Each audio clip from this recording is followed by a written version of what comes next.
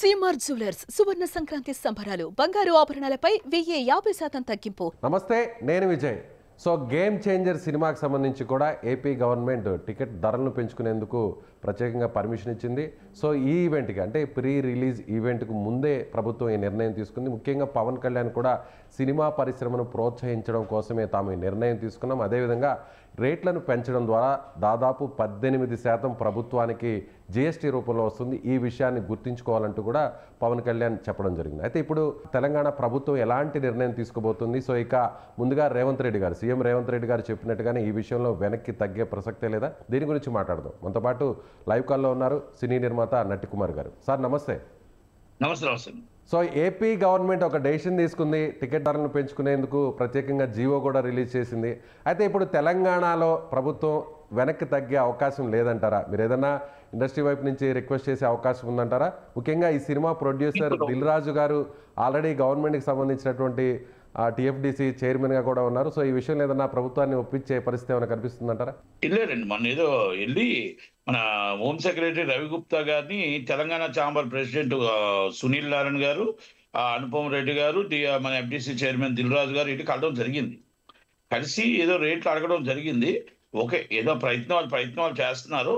అయితే ఒకటండి, ఇక్కడ రేట్లు పెరగాల, రేట్లు వద్దా, రేట్లు ఇవ్వకూడదా అనేది ఇది ప్రశ్న కాదు. ఇక్కడ మనం ఆ రోజు జరిగిన ఇన్సిడెంట్ నేను ఫస్ట్ నుంచి చెప్తున్నా. ఒక తొక్కుసలాట వల్ల, ఒక మిస్కమ్యూనికేషన్ వల్ల జరిగిందే తప్ప రేట్లు పెరగడం వల్ల, బెనిఫిట్స్ ఇవ్వడం వల్ల ఇది జరిగింది కాదు. కనుక రేట్లకి బెనిఫిట్స్కి సంబంధం లేదు. ఒక మిస్కమ్యూనికేషన్, ఇది జరిగిన సిచ్యువేషన్ ఉండకూడదు, జరిగింది, అది అయిపోయింది. అయితే ఇక్కడ నేనేమంటున్నానంటే తెలంగాణ గవర్నమెంట్ కానీ ఆంధ్ర గవర్నమెంట్ కానీ ప్రజలు కావాలి, మనకి సినిమా ఇండస్ట్రీ కావాలి.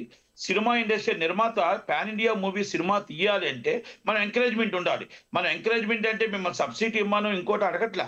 పాన్ ఇండియా మూవీ సినిమా తీయాలంటే కొన్ని 100 కోట్లు అవుతుంది. కాబట్టి మనం కామన్గా మనం కొంత రేటు పెంచుకునే వెసులుబాటు కంపల్సరీ ఇవ్వాలి. మన బెనిఫిట్స్ ఇవ్వాలా వద్దా అనేది నిర్ణయం మీ మీద ఉంటుంది. అది బిఫోర్ డే బెనిఫిట్స్ ఇప్పటికొచ్చి ఇవ్వలేదు కాబట్టి మీ ఇస్తే ఇవ్వచ్చు, ఇవ్వకపోతే ఇవ్వచ్చు. ఆంధ్రాలో ఏమైంది, 600 రూపాయలు 1 o'clock షోకి ఇచ్చారు. అది బెనిఫిట్స్ కాదండి, అది మిడ్ నైట్ షో 600 ఇచ్చారు. Only 1 show. తక్కువది వచ్చి 300 రూపాయలు 410 రూపాయల దాకా ఇచ్చారు. ఈ 300 410 రూపాయల దాకా ఇచ్చేటప్పుడు ఈ రెండు సామాన్య ప్రజలు ఎవరైతే ఉన్నారో, మనం రేపు సంక్రాంతి పండగ అంటే ఇంటిల్లపాది వచ్చి మన దగ్గర ఈ ఎంటర్టైన్మెంట్ లో కూర్చొని మనకు చూడాలంటే 10 మంది ఇంటి కుటుంబం అంతా వెళ్ళాలంటే 410 రూపాయలు అయితే 4000 రూపాయలు అవుతుంది. మనం ఇస్తున్న పెన్షన్ ఎంత, మనం ఇస్తున్న రైతు భరోసా ఎంత, మన జీతాలు ఎంత, మన బోనస్లు ఎంత, మనం 7,000 జీతగాడి నుంచి 7 లక్షల జీతగాడి దాకా సినీ ఇండస్ట్రీ, సినిమా హీరో ప్రేమికులు ఉంటారు.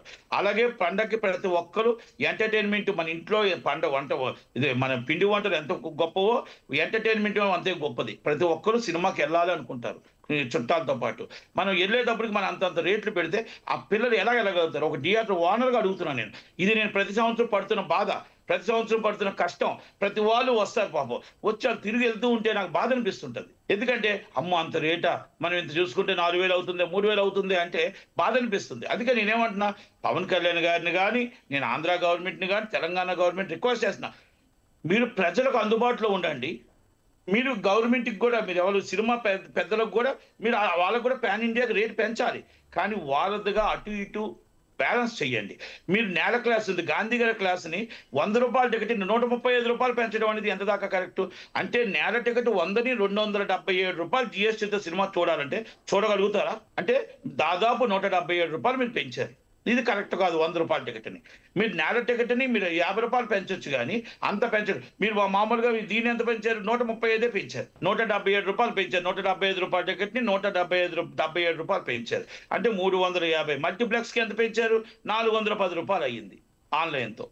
ఇవన్నీ కూడా ఎక్కువ ఎక్సెస్ రేట్లు. మన పండక్కి వాళ్ళు 3 సినిమాలు చూడాలి అంటే, 3 సినిమాలకు రావాలంటే 3 4 12,000 రూపాయలు అవుతుంది 10 మంది కుటుంబం వెళ్ళాలంటే. ఎందుకంటే పెద్ద కుటుంబాలు మాత్రం దాదాపు 100 కోట్ల రూపాయలు పెట్టారు. అంటే తెలుగు సినిమా స్థాయి ఇప్పుడు ప్రపంచ స్థాయికి వెళ్ళిపోయింది కాబట్టి మనం ప్రపంచ స్థాయి సినిమాలతో పోటీ పడే స్థాయికి వచ్చాం కాబట్టి ఆ విషయంలో ఖచ్చితంగా రేట్లను పెంచడంలో తప్పు లేదు అనేటువంటి వాదన కూడా సినీ పెద్దల నుంచి వస్తుంది. 100% తప్పు లేదండి. నేనేమంటున్నానంటే ఇటు పేదవాడికి, మిడిల్ క్లాసు, గొప్పవాడికి, సినిమా నిర్మాతకి, పాన్ ఇండియా నిర్మాతకి వారధిగా నిలబడి గవర్నమెంట్ చెయ్యాలి. అది మనం టోటల్గా ఎంత ఖర్చు అయ్యింది, మనం 200 కోట్లు ఖర్చు అయ్యింది. ఆ 100 కోట్లు మనం మొత్తం టోటల్గా ఒక్కల మీద లాగలేం కదండి, ప్రజల మీద. మనం అవన్నీ కూడా జాగ్రత్త చేయాల్సిన బాధ్యత మన మీద ఉంది, గవర్నమెంట్ మీద ఉంది. అందుకే తెలంగాణ గవర్నమెంట్ కూడా రేట్ ఇవ్వాలి, ఆంధ్రప్రదేశ్ గవర్నమెంట్ కూడా రేట్ ఇవ్వాలి. కానీ ప్రజలకు అందుబాటులో ఉండాలి. పాన్ ఇండియా మూవీకి 10 సినిమాలు తీసే విధంగా ఎంకరేజ్మెంట్ ఉండాలి. ప్రజలకి భారం పడకూడదు, ఎక్కువ భారం పడకూడదు. సో తెలంగాణ నిర్మాత కూడా కాస్ట్ ఆఫ్ ప్రొడక్షన్ తగ్గించుకోవాలి. అంటే కాస్ట్ ఆఫ్ ప్రొడక్షన్ వేస్టేజ్ 30% ఉంది, ఆ వేస్టేజ్ తగ్గించుకోవాలి. ప్రజల మీద 30% భారం వేయకూడదు. నిర్మాత, హీరో అర్థం చేసుకోవాల్సింది ఏంటంటే డైరెక్టర్ మీకు చార్టర్ ఫ్లైట్లు అవసరమా, మీకు 30-40 కార్వేన్లు అవసరమా, 10-15 బెంచ్ కార్లు అవసరమా, మీరు 5 లక్షల 5 స్టార్ హోటల్ రోజుకి భోజనాలు తినేది పారేయడం అవసరమా? ఇవన్నీ వేస్టేజ్ అంతా తగ్గించుకుంటే ప్రజల మీద ఈ రేటు భారం తగ్గుతుంది కదా. ఇది అందరూ ఆలోచించుకోవాలి. ప్రజలను ఒక్కరినే మనం భారం చేయకూడదు. పాన్ ఇండియా మూవీ తీయాలి అంటే ప్రజల సహకారం ఉంటుంది, గవర్నమెంట్ సహకారం ఉండాలి, నిర్మాత సహకారం కూడా ఉండాలి, డైరెక్టర్ హీరో సహకారం కూడా ఉండాలి. కాస్ట్ ఆఫ్ ప్రొడక్షన్ తగ్గించమని చెప్పట్లే, నేను అడుగుతుందల్లా వేస్టేజ్ చేయకండి. వాళ్ళకి ఎక్కడి నుంచి వస్తాయి డబ్బులు? మీరు తల్లిదండ్రుల తర్వాత ఆ హీరోనే తండ్రి కంటే, దేవుడి కంటే గొప్పగా చూస్తారు. మన తెలుగు రాష్ట్రాల్లో హీరో అంటే చాలా గొప్పవాడు. తల్లిదండ్రుల తర్వాత మా హీరోనే గొప్పవాడు అనుకుంటారు. అప్పు చేసేనా మనం తినకపోయినా. మీరు చెప్పేది కరెక్టే. కానీ తెలంగాణ గవర్నమెంట్ అంటే ఇక కేవలం సినిమా రిలీజ్ కి 4 రోజుల టైం మాత్రమే ఉంది, 10వ తారీఖుకి. సో తెలంగాణ గవర్నమెంట్ ఏమన్నా ఒప్పించే, అంటే ముఖ్యంగా ముఖ్యమంత్రి రేవంత్ రెడ్డి గారిని ఏమన్నా ఒప్పించే పరిస్థితి దిల్ రాజు గారు చేసే ప్రయత్నం ఏమన్నా ఉందంటారా? సో మీ వైపు నుంచి కూడా సినిమా పెద్దలు కావచ్చు, ఇండస్ట్రీ నుంచి కావచ్చు, నిర్మాతలు ఏమన్నా? 3 సినిమాలు డిస్ట్రిబ్యూటర్ ఆయనే, 2 సినిమాలు నిర్మాత ఆయనే. అవును, 2 సినిమాలు ఆయన కాదు ఇంకెవరైనా చేయగలుగుతారా? ఇస్ ద గవర్నమెంట్ ఆల్రెడీ మొత్తం టోటల్ గా ఆయనే ఎఫ్టీసీ చైర్మన్. ఆయన చెప్పిందే వేదం కనుక అది దిల్ రాజు గారు నాకు తెలిసి అవుతుందని అనుకుంటున్నాను. మరి రేవంత్ రెడ్డి గారు ఏమైనా మరి మంచి మనసుతో ఆలోచించి ఇవ్వాలి అంటే, ఇవ్వకపోతే దాదాపు 30 కోట్లు తేడా వస్తుంది 3 సినిమాల మీద తెలంగాణలో. 30-40 కోట్లు తేడా వస్తుంది. ఎందుకంటే పాన్ ఇండియా మూవీ అంటే మన ప్రపంచవ్యాప్తంగా సినిమా తీసుకెళ్ళాలంటే బడ్జెట్ పెరుగుతుంది. ఆ బడ్జెట్కి మనం ప్రజలకు అందుబాటులో కొంత రేట్ ఇవ్వాలి. అంటే ఈ ఇష్యూకి దీనికి సంబంధం లేదు అని మళ్ళీ నేను చెప్తున్నా. ఎందుకంటే రేట్లు పెరగటానికో బెనిఫిట్స్ ఇవ్వటానికో ఈ తొక్కసలాట జరగలేదు. అనుకోని సంఘటనలో ఈ తొక్కసలాట జరిగింది మాత్రమే. మనం పెద్ద మనసుతో ఆలోచించాలి. ఈ తొక్కసలాట ఫస్ట్ నుంచి చెప్పుకొస్తున్నా, తొక్కసలాట వల్ల జరిగిన ఇన్సిడెంటే తప్ప ఈ రేట్ల వల్ల లేకపోతే మీకు బెనిఫిట్స్ వల్ల మాత్రం ఇన్సిడెంట్ జరగలేదు అని మాత్రం నేను చెప్పగలుగుతా. కనుక పెద్ద మనసుతో ఒక్కసారి ఆలోచించి బట్టి విక్రమార్క గారు, అలాగే రేవంత్ రెడ్డి గారు, అలాగే మా డీజీపీ గారు, అలాగే మన సినిమాటోగ్రాఫర్ కోమటిరెడ్డి వెంకటరెడ్డి గారు ఆలోచించి ఒక నిర్ణయం తీసుకొని మీరు రీజనబుల్ రేట్ ఇవ్వండి. ఎక్కువ రేట్ ఇచ్చేందుకు ముందు మీరు రీజనబుల్ రేట్ ఇవ్వండి. ఇవ్వకుండా మరీ ఇదే రేట్లు అమ్మాలంటే కొంచెం బాగా ఆ ప్రొడ్యూసర్ అన్నాడు కొంచెం ఇబ్బందికర పరిస్థితుల్లో ఉంటాడు. కాబట్టి దయచేసి ఇస్తారు అనే నమ్మకం నాకు ఉంది, తెచ్చుకుంటారు అనే నమ్మకం దిల్ రాజు గారు తెచ్చుకోగలుగుతారనే నమ్మకం కూడా ఉంది.